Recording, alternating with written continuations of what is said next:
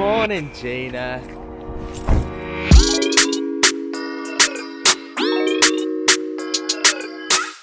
Welcome to the very first of the lockdown conversations. That's right. We are locked down. We are having a conversation. Yeah, we're in lockdown and we are having a conversation. I am Joe, I'm from Brightline, and I am Gina, I am from OTC. And we're just going to be chatting all stuff lockdown, giving you some tips, chatting a bit about how we feel going back into lockdown, all that kind of stuff. It's a bit crazy, so we decided that me and Gina would go for a little walk in a local park. Yes.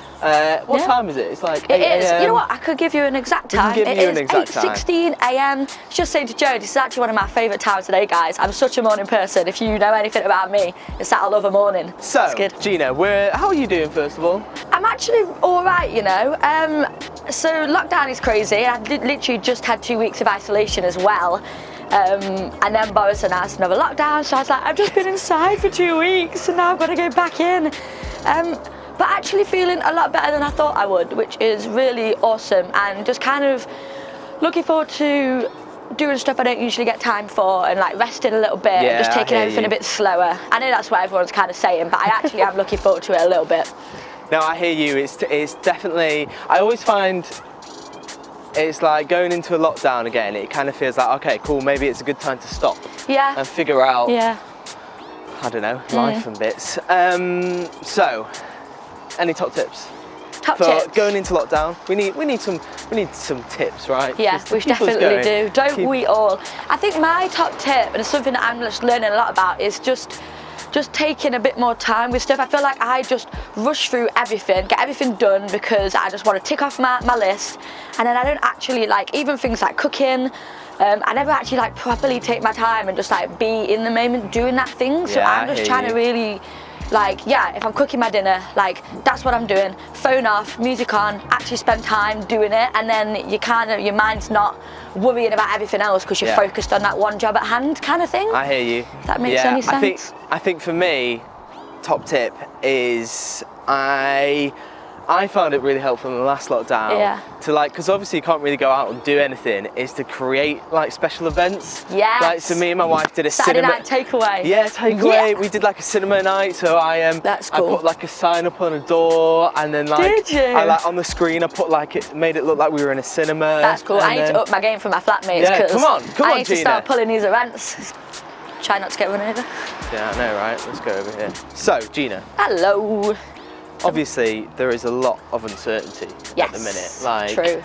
It's kind of a bit crazy. Yeah. Like, it's annoying as well, because like I try and make plans for things, and like literally, next thing you know, local lockdown, big lockdown, can't do anything. Like, how are you coping with like uncertainty?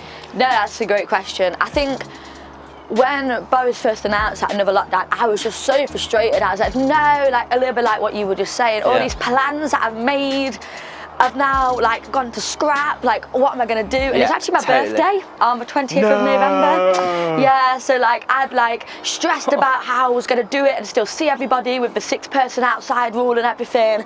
Like got together like a stellar plan so I could see my family and still see a few friends, and then obviously that all went to scrap when lockdown 2 was announced. So yeah, there's definitely an uncertainty there when you make plans and then they just have to change, and stuff's always being thrown at you, and it feels like you're kind of having to adapt like daily to what's going on, which is really hard. Yeah, it is so difficult. And I think the big thing with uncertainty is it's like there's an anxiousness to it, isn't there? Because you can't, there's nothing sure. Do you know what I mean? There's nothing like, it doesn't feel like anything you try and do just feels like, oh, but what if like another lockdown kicks in, or what if like new rules come in, everything's changing over time. Yeah, totally. And I suppose one question would be, is all change bad? That's a great question.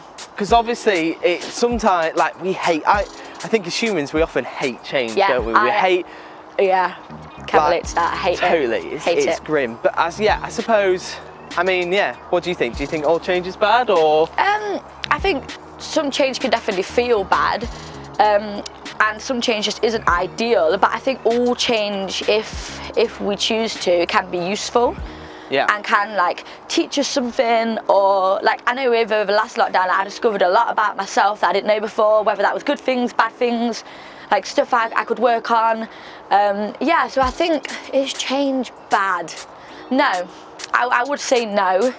It's hard, but not all things that are hard are bad, right? No, that's true. I would say that it's hard and it's frustrating, and you can get super anxious about it. But I think if we choose to, we could. A lot of good can actually come from these situations.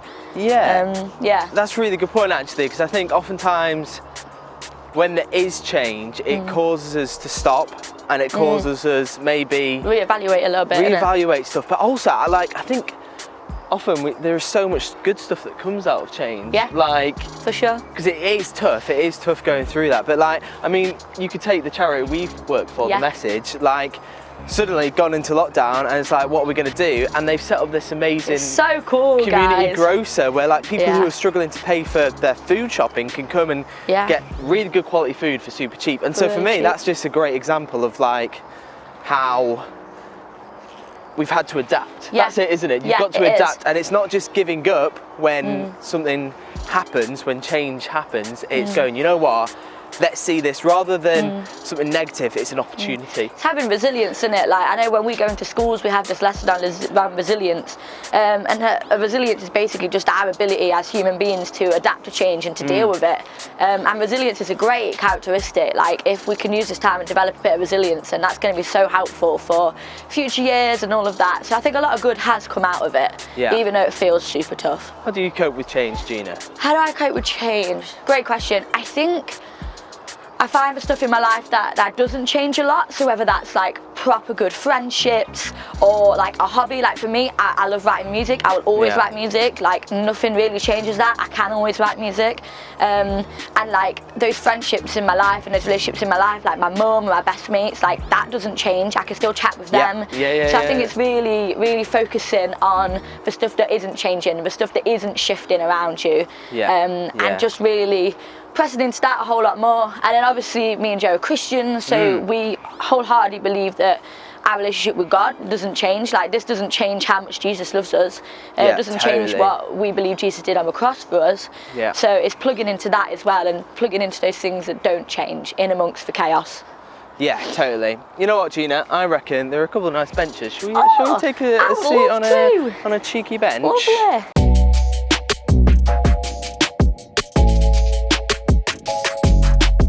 Oh, so we found a nice bench. Oh, it feels nice. Oh, nice to put your feet up. I've just been like holding that stand and my hands are like, your hands are freezing. Yeah, so you were talking about how do you cope with change, weren't you? And uncertainty. I think that's the big thing. It's that feeling of uncertain. Nothing is sure. And I think, like you were saying, I think ultimately, it's embracing change and going, you know what?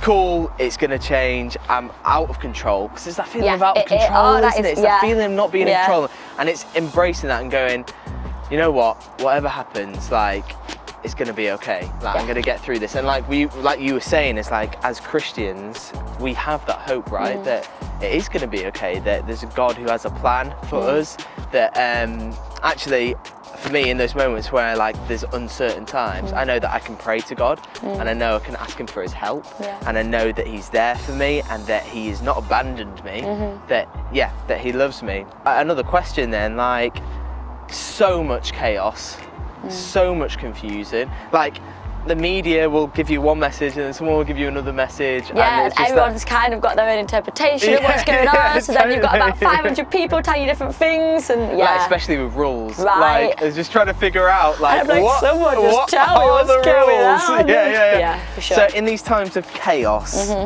how do you find peace? Boom. It's a great question. So in the Bible, it actually calls Jesus the Prince of Peace.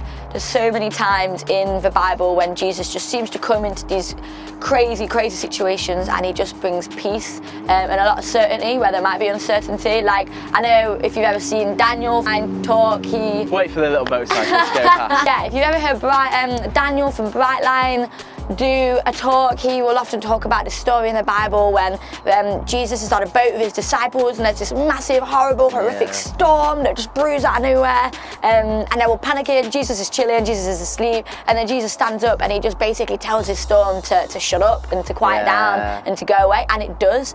And what I love about having a relationship with God and having a relationship with Jesus is that it doesn't matter how big the situation is or how small. It can be a global pandemic, or it can be stuff that I was struggling with years before COVID was even a thing.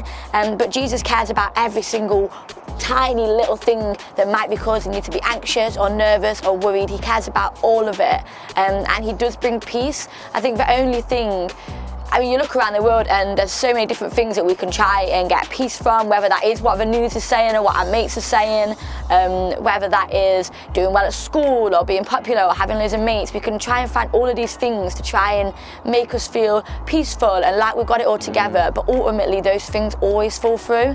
But a relationship with Jesus is completely different to anything else that you can experience in terms of giving you peace and comfort in crazy times, because it never changes. Yeah, I think it's really good what you're saying. It's like all the circumstances in the world can change, but Jesus never changes. He's always the same, and he's always consistent. And what I love about that story that you were saying about Jesus in the boat is that the disciples freaking out. They lose it.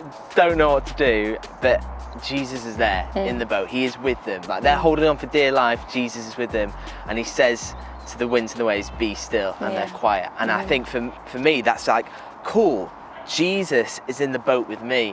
Like, it is going crazy around me. Like, circumstances, everything is so uncertain, and he can say to all these situations around me, quiet, be still. And what happens? He has control over that stuff. And like, even if we don't see stuff happen straight away, he's still right beside us in that boat with us, which is just insane. Should we carry on walking, Gina? Let's do it. Oh.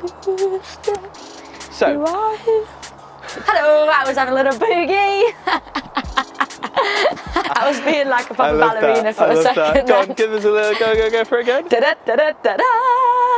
You're very talented. Thank you. All this uncertainty, but God is still good. So, Gina, as we go into lockdown, what are you hoping to come out on the other side? Like, in a month or so, like, what are you hoping? Good change. What good change are you hoping it like for your life and in you? Good.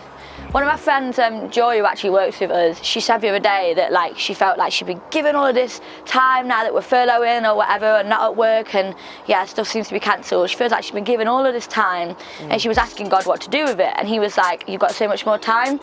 Go love people with it. Go do that." So I want to do that. I feel like just the busyness of life can make us so self-centered without us even realising, and kind of we just get wrapped up in what we've got cracking off.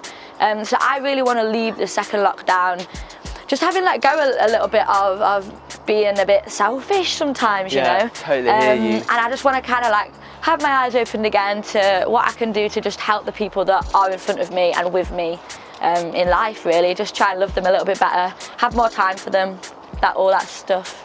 Yeah, I totally agree. I think I'm exactly the same. It's like I want to take this opportunity to kind of stop and be like, cool, how can I help others? How can, not just look at ourselves, but look at the wider needs of other people, which is so important. For sure. So that's it for the first edition of Lockdown Conversations. Why don't you put in the comments kind of what you're hoping to get out of lockdown, amidst all this uncertainty and all this change, what good things do you want to see come out of it? Because let's not take this as a negative thing. It could be an amazing positive thing. It could be an amazing time for you to get really good at your craft if you're good at music or art or swing ball or sport, whatever it is. Take it as an opportunity.